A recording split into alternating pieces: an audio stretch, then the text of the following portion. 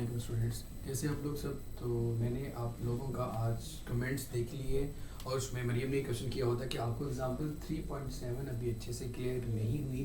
तो एग्जांपल 3.7 में बेटा आप लोगों को कुछ इतना मुश्किल नहीं है, मैं आपको एक्सप्लेन कर देता हूँ, करवा भी देता हूँ। एक्चुअली उसमें आपने करना क्या होगा कि हम लोगों ने जो टॉपिक पढ़ा था प्रोजेक्टाइल मोशन का, उस प्रोजेक्टाइल मोशन में हमने ये चीज़ कैलकुलेट करनी थी कि what is the height of the projectile, कि ड्यूरिंग द मोशन वो मैक्सिमम कितनी हाइट पे पहुंचता है और उसको एक जगह से दूसरी जगह तक जाने में कितना टाइम लगता है, और एक जगह से दूसरी जगह जाते हुए वो हॉरिजॉन्टल डिस्टेंस जिसे हम रेंज ऑफ द प्रोजेक्टाइल कहते हैं वो कितनी कवर करता है। ये तीन चीज़ें हमें कैलकुलेट करनी थी।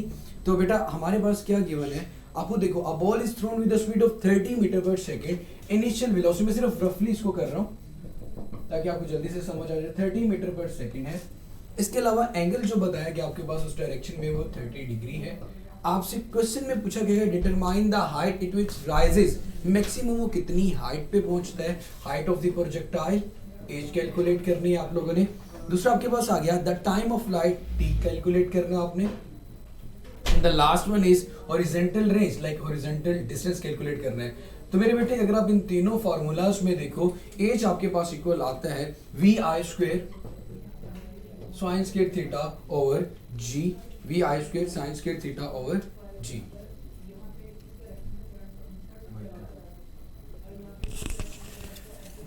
We I square sine square theta over g. तो मेरे बेटे मैं दोबारा से बताता हूँ कि आप लोगों ने एग्जाम्पल 3.7 करनी थी। एग्जाम्पल 3.7 में आपको कोई कन्फ्यूजन आ रही थी मरियम को, तो बेटे हम लोगों ने प्रोजेक्टाइल मोशन में पढ़ा था कि हमें क्या होता है, is 2 dimensional motion under constant acceleration due to gravity. So बच्चे आपको एक्चुअली कैलकुलेट करनी थी इनिशियल वेलोसिटी, वो आपके पास ऑलरेडी गिवन है 30 मीटर पर सेकेंड, एंगल भी बताया गया 30 डिग्री। तीन चीज़ें पूछी गई आपसे कि जी वो हाइट बताएं जहाँ पे वो मैक्सिमम पहुँचता है, वो हाइट ऑफ द प्रोजेक्टाइल होती है। मेरे बेटे आप लोगों को सबको पता है कि इस तरह की कोई प्रोजेक्टाइल मोशन होती थी, ये चीज़ यहाँ से एक ऑब्जेक्ट को प्रोजेक्ट किया गया, जिस वेलोसिटी से प्रोजेक्ट किया गया वो आपको बताया गया, एंगल भी बताया गया 30 डिग्री। उसके अलावा आपको कैलकुलेट करनी है मैक्सिमम हाइट एच, यहाँ से यहाँ तक जाने में क्या टाइम लगा, और यहाँ से यहाँ तक का जो डिस्टेंस है उसे हम नाम देते हैं रेंज का। फार्मूला एच का होता है V A square sine square theta over 2g। Time of light आपके पास होता है 2vi over 2vi over G sine theta. आप खुद बताएं तीनों फार्मूलाज में लास्ट वन आपके पास रेंज का आता है we I square over G sine 2 theta. मेरे पास दो चीज़ें मुझे पता होनी चाहिए फार्मूले के बाद। वो दो चीज़ें क्या हैं बेटा, कि मुझे एंगल का पता हो और दूसरा इनिशियल वेलोसिटी का पता हो। इस इनिशियल वेलोसिटी में देखें आपके पास 30 है और एंगल भी आपके पास 30 है। सिर्फ you just have to put the value, और आपको पता होना चाहिए एज, हाइट का यूनिट हमेशा मीटर होता है, टाइम के लिए यूनिट हमेशा हम सेकंड इस्तेमाल करते हैं, और रेंज आपके पास हॉरिजॉन्टल डिस्टेंस है उसके लिए भी आपके पास जो यूनिट आएगा वो मीटर आएगा। तो ये थे मेरे बेटे आपके पास एग्जाम्पल 3.7।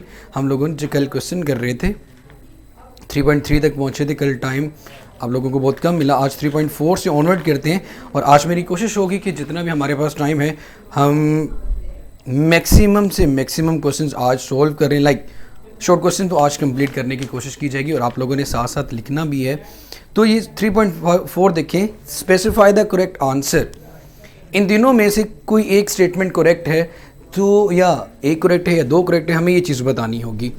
तो यहाँ पे जितनी स्टेटमेंट्स लिखी हैं, all the statements are correct except the statement A. Statement A क्या कहती है, an object can have a constant velocity even its speed is changing. बड़ी अजीब बात है, खुद वो कह रहा है कि एक ऑब्जेक्ट की वेलोसिटी कांस्टेंट है, साथ वो कह रहा है स्पीड भी चेंज हो रही है। क्या ऐसा पॉसिबल है कि एक चीज़ बदल भी रही हो और उसको मैं साथ कहूँ कि वो कांस्टेंट है? तो ऐसी तो चीज़ नहीं हो सकती। बाकी तीनों statement B C D are correct. Page number बेटा 73 आप लोगों को मैंने कमेंट देख लिए, क्वेश्चन एग्जाम्पल 3.7 में एक्सप्लेन कर चुका हूँ। और रही बात पेज नंबर 73 पे क्वेश्चन नंबर, जो शॉर्ट क्वेश्चन नंबर 3.4 है, वहाँ से हम स्टार्ट कर रहे हैं।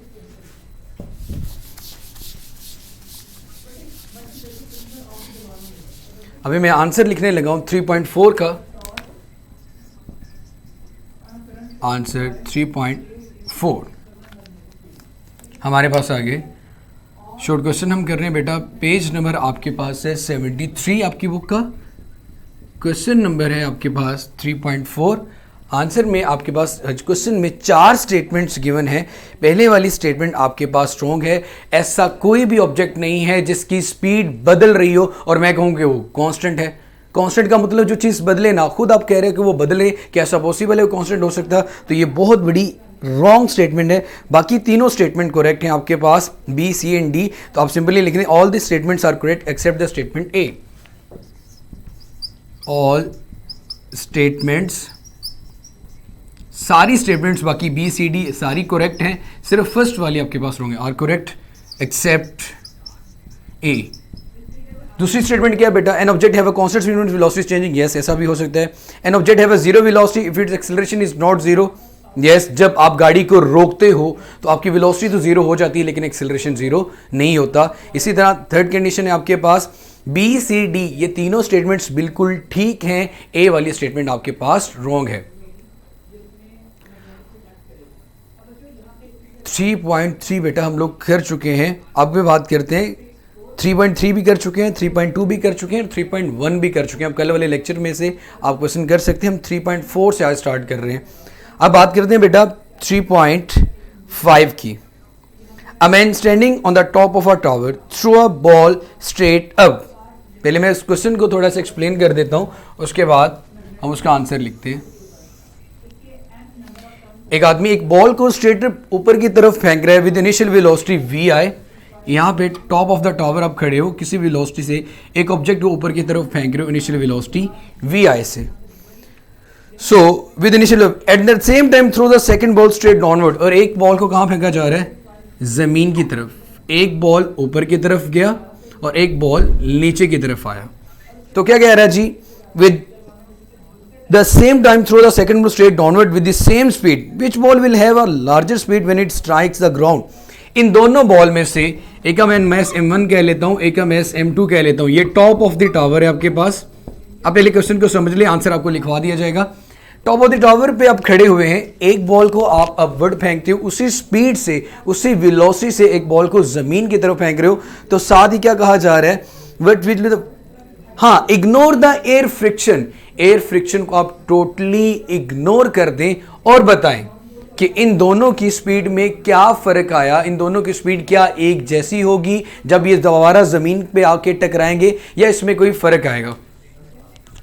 तो ये बेटे देखें, आप जब किसी भी बॉल को इग्नोर एयर फ्रिक्शन को जब हम इग्नोर करते हैं तो आप लोगों ने बेटा वो जी की वैल्यू वाला पीसा टावर वाला सुना था कि जितने भी ऑब्जेक्ट्स को डिफरेंट हाइट पे जब फेंका गया तो सारे ऑब्जेक्ट सेम टाइम पे जमीन पे आए। जब आइडियल केस लेते हैं कोई किसी किस्म की फ्रिक्शन नहीं है, जब ऑब्जेक्ट को यहां से ऊपर की तरफ फेंका जाएगा, इसलिए तो जमीन पे चले जाना है, तो यहां पे आने के बाद इसकी वेलोसिटी अगेन पहले वाली वेलोसिटी के बिल्कुल बराबर हो जाएगी। इन दोनों के ऑब्जेक्ट्स की वेलोसिटी में कोई फर्क नहीं है, पहले वाली वेलोसिटी और फाइनल वेलोसिटी दोनों आपस के पास क्या आएंगे बेटा? Same.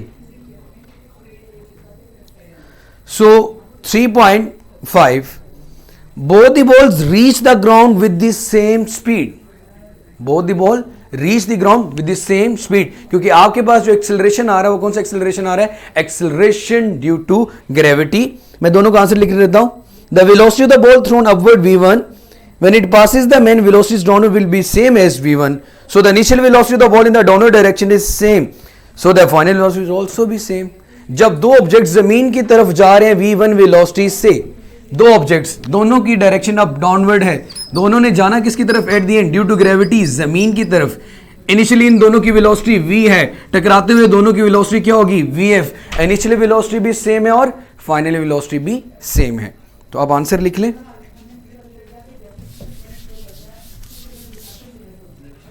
3.5 both the balls reach the ground with the same speed। Answer 3.5। अभी किसी का कमेंट आ रहा था कि 3.3 क्वेश्चन नहीं हुआ, तो बेटा मैं आपको दोबारा करवा दूंगा। यस हिफ्जा, इसका आंसर सेम है, इट्स सेम वेलोसिटी, दोनों की वेलोसिटी बिल्कुल सेम होगी। तो both the balls reach the ground with the same velocity। both the balls, क्योंकि हम यहां पे जो सबसे इंपॉर्टेंट फैक्टर की बात कर रहे हैं वो लिखा हुआ है ignore the air friction. Air friction को इग्नोर कर दें। लिखा हुआ है जी आपके क्वेश्चन में वेलोसिटी सेम होगी। जी वेलोसिटी बिल्कुल सेम होगी और विद द सेम टाइम दोनों जाके स्ट्राइक करेंगे, क्योंकि हमने जब बॉल को फेंका विद सेम वेलोसिटी, दोनों को एक ही स्पीड के साथ थ्रो कर रहे हैं, तो वो एक ही स्पीड के साथ जाके जमीन के साथ स्ट्राइक करेंगे, इसलिए उनकी इनिशियल और फाइनल वेलोसिटी दोनों बिल्कुल सेम होगी। आप इस तरह कर रहे हो, एक बॉल को इस तरह फेंक रहे हो और दूसरे को ऐसे फेंक रहे हो, तो दोनों पे acceleration due to gravity same act कर रहा है, दोनों सेम टाइम पे पहुंचेंगे, दोनों को सेम स्पीड से फेंका गया है। तो जब सेम स्पीड, एक ही स्पीड से आपने बॉल को जमीन पे मारा, वो सेम स्पीड के साथ जाके टकराएगा। इसलिए हमने कहा उसकी पहले वाली इनिशियल वेलोसिटी जिससे आपने बॉल को फेंका और जिससे जाके टकराया, वो दोनों स्पीड आपके पास बिल्कुल क्या है, सेम है। सो both the ball strikes the ground with the reach the ground with the same speed, reach the ground with same speed। हम लिख लेते हैं वो स्पीड क्या थी, the velocity of the ball throne upward, उन्होंने खुद बताया था v1, the velocity of ball thrown upward with v1, हमने ऊपर जिस बॉल को फेंका वो v1 वेलोसिटी से फेंका। सो when it passes the man, its velocity downward will be the same as when it, आपने ऊपर की तरफ बॉल को फेंका, जैसे ही यहां पे अगेन उसकी वेलोसिटी जमीन की तरफ सेम हो रही है। when it passes the man, when it passes the man, its velocity in downward will be same, its velocity and downward direction will be same as vi, जो कि इनिशियल वेलोसिटी थी वही आपके पास क्या है, डाउनवर्ड जाते हुए दूसरी बॉल की भी इनिशियल वेलोसिटी v है। So the initial velocity of the ball and the final velocity of the ball are the same. So the initial velocity of the ball in the downward direction is same.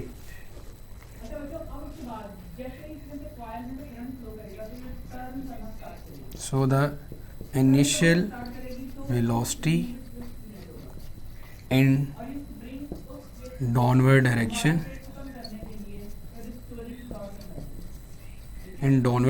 Is same. अब ये देखो बेटा, initial velocity अगर same है तो final velocity जिसके साथ वो जाके स्ट्राइक कर रहे हैं, एक्सेलरेशन ड्यू टू ग्रेविटी, हमने एयर फ्रिक्शन को इग्नोर किया हुआ है, दोनों को ही हमने इग्नोर किया हुआ है। तो जब दोनों के इग्नोर फ्रिक्शन किया हो तो दोनों के जब इनिशियल वेलोसिटी सेम है तो फाइनल वेलोसिटी भी सेम होगी। Therefore there final velocity will also be same, ये भी लिख लें आप, therefore there final velocities will also be same. इसलिए इन दोनों की आखिर वाली वेलोसिटी जिसके साथ जाके ये ग्राउंड पे स्ट्राइक करते हैं वो भी सेम होंगी। Therefore there final velocities will also be same. आज का जो आपका टेस्ट होगा उसमें आपके पास प्रोजेक्टाइल मोशन के बारे में ही डिफरेंट क्वेश्चंस किए जाएंगे। तो मैं आपको पहले बता देता हूँ उसमें जिस तरह के क्वेश्चंस हैं उसके लिए आपके पास आपका कैलकुलेटर होना ज़रूरी है और आपके पास आपके फार्मूला होना ज़रूरी है। अब ये था आपके पास 3.5, 3.6, 3.7, 3.8, 3.9, इसमें कुछ आपके पास डेफिनेशन है जो आप लोगों ने पहले भी की हुई है। तो खैर एक एक लाइन का आंसर है 3.6 का, एक्सप्लेन द सर्कमस्टांसेस, इस तरह की कंडीशन बताएं in which the velocity v and acceleration a of a car are parallel. ऐसा कब होगा कि वेलोसिटी v और एक्सेलरेशन a, एक्सेलरेशन किसे कहते हैं बेटा, वेलोसिटी में change with respect to time. ये कब हो सकता है, हम x एक्सिस पे हमेशा टाइम लेते हैं और v पे स्पीड लेते हैं। वो कहता है v and a are parallel. तो ऐसा कब पॉसिबल होगा, ऐसी कब सिचुएशन होगी जब v, वेलोसिटी v और टाइम आपस में बिल्कुल क्या आए, पैरेलल आए। तो ये तभी हो सकता है जब वेलोसिटी बढ़े, जैसे जैसे वेलोसिटी बढ़ती जाएगी, आपको पता है एक्सेलरेशन बढ़ता जाता है। वो कब बढ़ेगा? जब वेलोसिटी बढ़ रही है, एक्सेलरेशन भी बढ़ रहा है, दोनों एक ही डायरेक्शन में होंगे। सो हम ये कह सकते हैं when the velocity of the car is increasing then V and A are parallel. बड़ी सिंपल सी बात है, V एंड A पैरेलल कब होंगे? पैरेलल का मतलब जब एक डायरेक्शन में V बढ़ रहा है तो उसी के साथ साथ A भी बढ़ता जाए। वेलोसिटी के बढ़ने से, वेलोसिटी के चेंज होने से 20 से 40, 40 से 60, 60 से 80, 80 से 100, इस तरह जैसे जैसे स्पीड बढ़ती जाती है एक्सेलरेशन भी बढ़ता जाएगा। जब एक्सेलरेशन भी बढ़ता जाएगा तो आप कहोगे वो दोनों आपस में क्या आ रहे हैं? पैरेलल। वो कब पैरेलल हुए? अब इसका आंसर लिखते हैं वन का आंसर लिखने लगा हूँ। फर्स्ट स्टेटमेंट, जब दोनों पैरेलल होंगे तो कब पैरेलल होंगे? When the velocity of the car is increasing. बस यही आंसर है सर।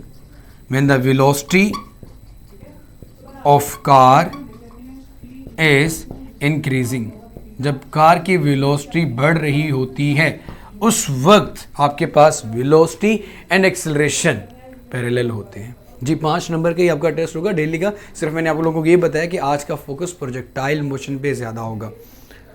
उसके बाद मेरा बेटा आपके पास आ गया एंटी पैरेलल। तो इसका उलट आंसर आएगा कि जी एंटी पैरेलल कब होंगे? जब एक्सेलरेशन कब होगा? एक्सेलरेशन कम कब होता है? जब आपकी वेलोसिटी कम होती है। When the velocity of the car is decreasing, second का आंसर आ गया। When velocity of car is decreasing, when velocity of car is decreasing तब V एंड A आपस में क्या होंगे? Anti parallel. परपेंडिकुलर कब होंगे जी? ये भी बता देते हैं। जब आपके पास कार एक कर्व पाथ में मूव कर रही होती है, एक कर्व पाथ में, उस वक्त V एंड A परपेंडिकुलर होते हैं। तो थर्ड का आंसर आ गया when car move along a curved path। ये इसका वन लाइन आंसर आ गया।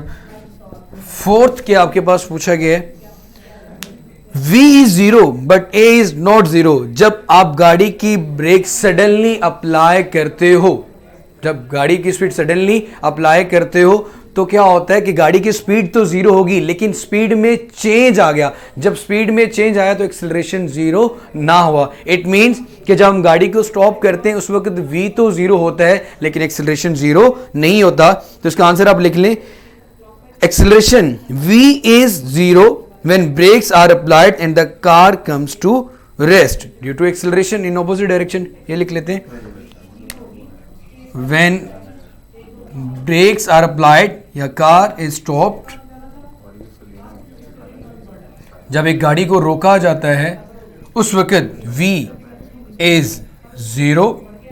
वेलोसिटी तो 0 हो जाती क्योंकि गाड़ी की स्पीड 0 है, लेकिन कुछ स्पीड से वो 0 हुआ तो चेंज तो 0 ना हुआ, but A is not 0 but acceleration is not 0, but acceleration is not 0। जब गाड़ी की स्पीड, आप गाड़ी को चलते हुए रोकते हो तो गाड़ी तो बेटा रुक गई। जब गाड़ी रुक गई तो उसकी स्पीड 0 होगी लेकिन उसमें पैदा होने वाला चेंज 0 नहीं हुआ, इसलिए उसका एक्सेलरेशन कुछ ना कुछ होता है। अब लिखा हुआ है A 0 but V is not 0। जब आपको पता है एक्सेलरेशन 0 कब होता है? एक्सेलरेशन होता ही क्या है? Change in velocity. जब चेंज नहीं आएगा तो आपके पास एक्सेलरेशन क्या होगा? 0। तो आप कह सकते हो जब एक गाड़ी मूव कर रही होती है विद कांस्टेंट वेलोसिटी उस वक्त उसका एक्सेलरेशन 0 होता है। स्पीड होती है लेकिन चेंज नहीं आता, चेंज का नाम ही एक्सेलरेशन है। It means when a car is moving with constant velocity it's acceleration will be 0। तो फोर्थ सिचुएशन भी हमने फिफ्थ भी कर ली, इसको मैं रेज कर देता हूं।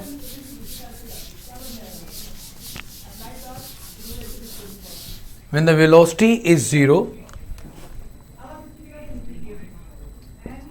क्या होगा जी? When car, जब एक गाड़ी when car मूव कर रही होती है यूनिफॉर्म वेलोसिटी के साथ, और यूनिफॉर्म की वजह का हम बेहतर होगा हम लिख लेते हैं with constant velocity. So with constant velocity it's acceleration will be 0। लेकिन स्पीड तो जीरो नहीं है। अगर आप 20 पे जा रहे हो तो 20 पे मूव करते ही जा रहे हो। आप 20 से ना तो 21 पे आ रहे हो ना ही 15 पे आ रहे हो। इट मीन्स कि आपकी वेलोसिटी बिल्कुल कांस्टेंट है और एक्सेलरेशन जीरो है, क्योंकि जब तक चेंज नहीं आएगा एक्सेलरेशन प्रोड्यूस नहीं होगा। और जब एक्सेलरेशन प्रोड्यूस नहीं होगा तो हम कहेंगे एक्सेलरेशन आपके पास क्या आ गया, जीरो। इसी तरह 3.7 इंपॉर्टेंट शॉर्ट क्वेश्चन है, उसको देख लेते हैं। पैरेलल और एंटी पैरेलल। जी बेटा मैं बता देता हूं। गाड़ी की स्पीड में change with respect to time, ये ग्राफ हम लोगों ने पढ़ा था कि जैसे जैसे स्पीड बढ़ती जाती है, टाइम बढ़ता जा रहा है, यूनिफॉर्म वेलोसिटी यूनिफॉर्म स्पीड कहते हैं। हम कहते हैं जब जब स्पीड में चेंज आएगा एक्सेलरेशन बढ़ता जाएगा। जब जब स्पीड में चेंज आएगा, v जितनी चेंज होगी 20 से 40, 40 से 60, स्पीड जब बढ़ती जाती है तो एक्सेलरेशन का फॉर्मूला बेटा आपके पास क्या आता है, a is equal to V F minus V I divided by T. Final speed मेरे पास सपोज 60 और 40 के दरमियान देखूं, 60 माइनस 40, आप 40 से 60 पे गए कितने टाइम में, 10 सेकेंड में। तो आपका आंसर है 60 माइनस 20 क्या होता है बेटा, 20, 20 over 10, 2 metre per second square. इसका मतलब है कि एक्सेलरेशन कब बढ़ता है, जब वेलोसिटी बढ़ती है। अब अगर यही सिचुएशन मैं ले लूं कि आपकी गाड़ी की स्पीड क्या हुई है जी, 60 से 40, मतलब फाइनल वेलोसिटी आपकी 40 है और इनिशियल वेलोसिटी आपकी 60 है। टाइम अगेन आपको 10 सेकेंड लगा, तो आंसर क्या आएगा आपके पास, -20 over 10 -2 metre per second square. इसका मतलब है कि एक्सेलरेशन क्या हो गया, डिक्रीज। इसका मतलब यह हुआ कि जब v एंड a पैरेलल दोनों सेम डायरेक्शन में जा रहे हैं, v भी बढ़ रही है, a भी बढ़ रहा है, लेकिन अगर वो एक दूसरे के एंटी पैरेलल हो जाते हैं, ऊपर से नीचे की तरफ आपके पास ग्राफ आना शुरू हो जाए कि स्पीड डिक्रीज होना शुरू हो जाए, तो एक्सेलरेशन भी कम होने क्या होना शुरू हो जाता है, डिक्रीज। उस वक्त कहते हैं आपके पास v and a are anti parallel, और जब तक आपके पास पैरेलल होंगे तब वेलोसिटी क्या कर रही होगी, इंक्रीज, और एक्सेलरेशन भी क्या करेगा, इंक्रीज। और जैसे ही आपके पास ये एंटी पैरेलल होंगे तो v भी क्या करेगी, डिक्रीज, और एक्सेलरेशन भी क्या कर जाएगा, डिक्रीज। इसके अलावा कोई और क्वेश्चन पूछ रहे हैं तो आप लोग पूछ लें, फिर 3.7 की बात करते हैं। जी 3.7 में लिखा है motion with constant velocity is a special case of motion with constant acceleration. Is this statement true, discuss. क्या ऐसा हो सकता है कि ऑब्जेक्ट मूव करे विद कांस्टेंट वेलोसिटी? अभी हमने बात की जी 100% हो सकता है। आप 120 पे मूव करें, आप स्पीड चेंज नहीं कर रहे तो आप 120 पे ही मूव करते जाओगे। So yes, when an object is moving with constant velocity, its acceleration is zero and we take zero as a constant. तो स्टेटमेंट ट्रू है। वो कहता है कि आपके पास एक कांस्टेंट नंबर आता है जब आपके पास एक ऑब्जेक्ट मूव कर रहा हो कांस्टेंट स्पीड के साथ। ये जो स्टेटमेंट लिखी हुई है, सबसे पहले तो ये बताएं कि या ये सच है कि ऐसी की कोई कंडीशन हो सकती है या नहीं हो सकती। तो यस, इज इट पॉसिबल, या it is possible. Yes, when object is moving, ये 3.7 का आंसर लिखने लगा हूं बेटा। 3.7 में ये चीज पूछी गई है कि अगर ऑब्जेक्ट आपके पास कांस्टेंट स्पीड के साथ मूव कर रहा है, वो एक स्पेशल केस है मोशन का। क्या उस वक्त मोशन होती है? अब मैं खुद कह रहा हूं कांस्टेंट स्पीड के साथ मूव करे, इट मींस वो मूव कर रहे हैं। क्या उसका एक्सेलरेशन क्या होगा, जीरो। और उस वक्त हम जीरो को एक कांस्टेंट मानेंगे कि जब तक वेलोसिटी कांस्टेंट है एक्सेलरेशन जीरो ही आएगा, जीरो से कोई वैल्यू नहीं बदलेगी। इसलिए हम जीरो को एक कांस्टेंट नंबर मानते हैं कि ना तो जीरो से 1 होगा, ना ही 1 से किसी और वैल्यू में जाएगा, जीरो ही रहेगा।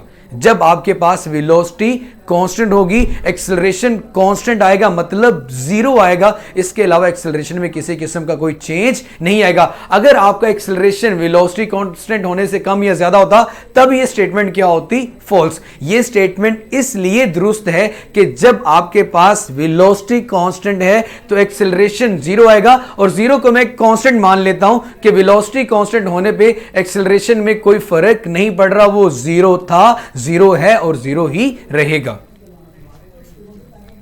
3.7 तो मेरा बेटा हम बात करते हैं। Yes, when object is moving with constant velocity, yes when object is moving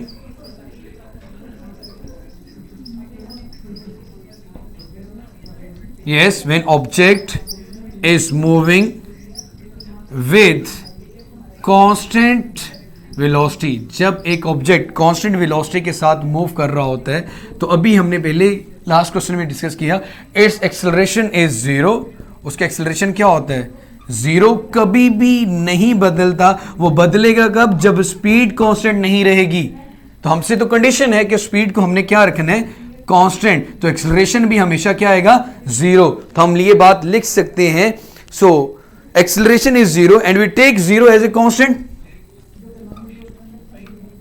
and we take zero. यहां पे जीरो एज ए कांस्टेंट का मतलब ये है कि ये बदल नहीं रहा, जीरो ही रह रहा है, zero as constant. So statement is true. So जो आपके पास स्टेटमेंट गिवन है वो बिल्कुल ट्रू है। सो स्टेटमेंट इज ट्रू। ये था जी आपके पास 3.7। इसके बारे में क्वेश्चन है तो बता दें। Yes, change in velocity zero. अगर बेटा किरण वेलोसिटी में चेंज जीरो है तो इट मींस कि एक्सेलरेशन भी क्या होगा, जीरो। और जब तक वेलोसिटी कांस्टेंट रहेगी एक्सेलरेशन का आंसर हमेशा जीरो आएगा। तो हम कहेंगे एक्सेलरेशन कांस्टेंट हो गया, उसमें कोई फर्क पड़ ही नहीं रहा। अब बात करते हैं जी next, find the change in momentum for an object subjected to a given force to a given time and state the law of conservation in terms of momentum. तो बेटा आप लोगों को ये क्वेश्चन आपको पता ही है कि कौन सा क्वेश्चन है, F इज इक्वल टू, ये वैसे मैं हिंट दे रहा हूं 3.8 का, आपकी बुक में है F is equal to delta P over T या फिर MVF minus MVI divided by T। तो ये आपका शॉर्ट क्वेश्चन वहां पे क्लियर हो गया। Force in terms of momentum या change in momentum is equal to the applied force. उसके बाद 3.9, ये भी आपको सबको बड़ा अच्छा पता और सबसे पहले मैंने बताया भी था, ये बहुत इंपॉर्टेंट शॉर्ट क्वेश्चन है। तो इसमें देखिए क्या लिखा हुआ है, define impulse and show it is related to linear momentum. It is related to linear momentum. तो आप लोगों ने क्या फॉर्मूला पढ़ा था कि इंपल्स का फॉर्मूला क्या होता है, टी इधर आके क्या हो जाता है, मल्टीप्लाई। तो ये बनता है आपके पास F multiply by T is equal to MVF minus MVI। एक तो मैंने इसे लीनियर मोमेंटम की फॉर्म में फॉर्मूले की सूरत में लिख दिया। तो ये था आपके पास इंपल्स वाला शॉर्ट क्वेश्चन ही, यही उसका आंसर है। जो आपको इंपल्स वाले टॉपिक में आपको अंडरलाइन करवाया गया था वही इसका आंसर है 3.9 का। अब इन क्वेश्चंस के बारे में कोई क्वेश्चन है, 3.9 तक हमने किया, बाकी हमारे रह गए हैं कोई 5 क्वेश्चंस, वो कल हो जाएंगे। और साथ ही इंपॉर्टेंट न्यूमेरिकल्स पहले इस एक्सरसाइज के करवाए जाएंगे। और अभी आपका टेस्ट स्टार्ट होने वाला है और विद इन सेकेंड्स आपका टेस्ट स्टार्ट हो जाएगा। आप अपनी स्क्रीन पे देख लें, टेस्ट स्टार्ट कर देते हैं अभी हम। आप अपनी स्क्रीन पे देखें, आपका टेस्ट बिल्कुल अभी स्टार्ट होने वाला और हो चुका होगा अप्रोक्सीमेट।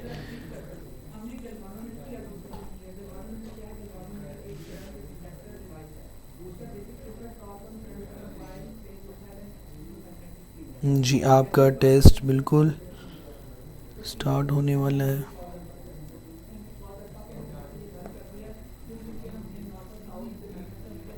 ये शाहनूर में बोला 3.8 बेटा 3.8 व्हाट इज इंपल्स, डेफिनेशन पूछेगी आपसे, सिर्फ आपने वो डेफिनेशन बतानी है।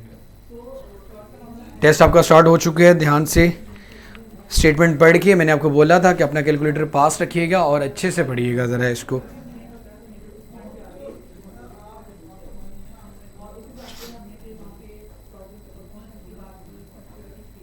सब लोग टेस्ट अटेम्प्ट किया अगर, इवन के जो लोग यूट्यूब पे होते हैं वो भी campus.pk पे रजिस्टर्ड होके अपने टेस्ट रोज़ के रोज़ दिया करें। आज आपके कमेंट्स में बिल्कुल साथ साथ देखता रहूँगा और आपके क्वेश्चंस के आंसर भी साथ साथ होते गए। तो इसी तरह campus.pk पे क्लास अटेंड करने का आपका यही फ़ायदा होता है कि आपको आपका आंसर उसी टाइम मिल जाता है। और उसके अलावा मेरा बेटा, मैं आपको बार बार ये चीज़ बता रहा हूँ कि कमिंग सैटरडे को आपका फिज़िक्स का 20 मार्क्स का टेस्ट होगा चैप्टर नंबर 2 और 3 से।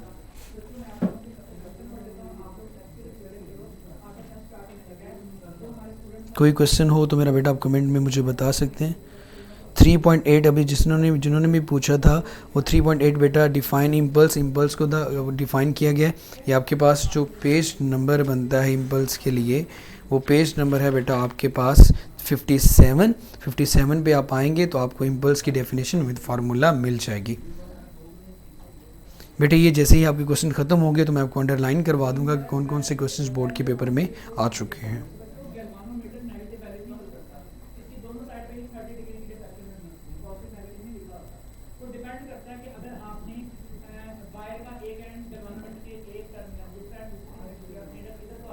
हिफ्जा बेटा के मैकेनिकल और electrical energy both are work together. Motor के अंदर, जनरेटर के अंदर ऐसा होता है कि अब मैकेनिकल एनर्जी और इलेक्ट्रिकल एनर्जी दोनों मिलके काम कर रहे होते हैं।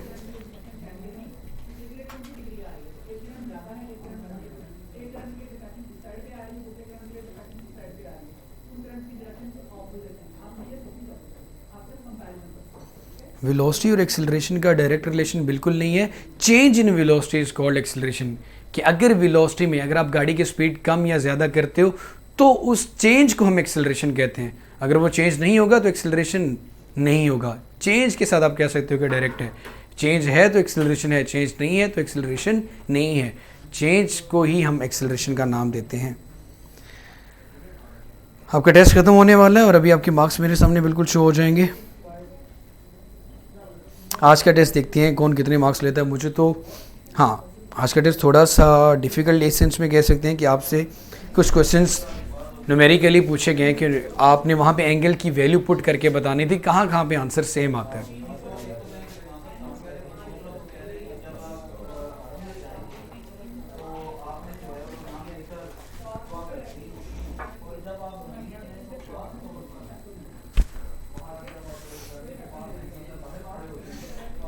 जी, आज देखते हैं जिसकी हाईएस्ट आए उसका सबसे अच्छा हुआ होगा।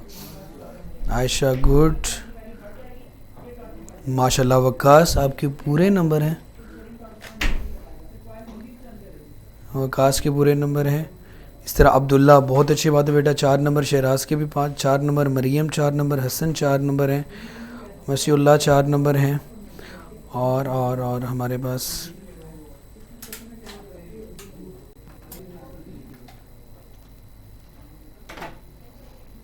0/5 बहुत बुरी बात है बेटा।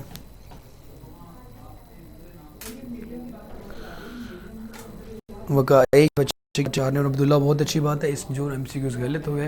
ट्रैजेक्टरी क्या होती है? ट्रैजेक्टरी क्या होती है? जिसमें बैलिस्टिक मिसाइल जिस पाथ को फॉलो करके जा रहा होता है, जिस रास्ते पे जाता है, उस रास्ते को ट्रैजेक्टरी पाथ कहते हैं।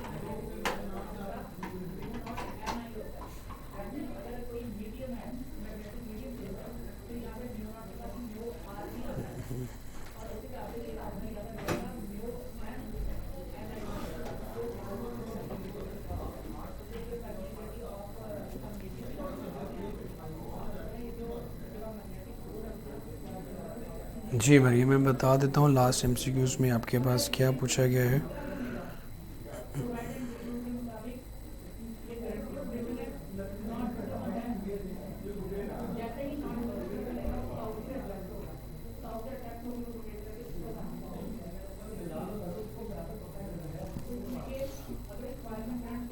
एमसीक्यूज करेक्ट आंसर्स शो कराएगा।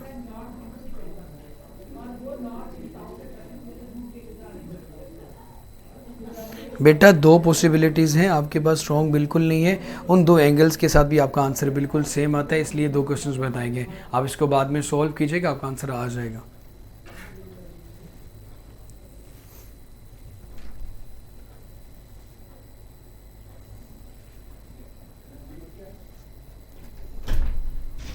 थर्टी एंड 40 भी है।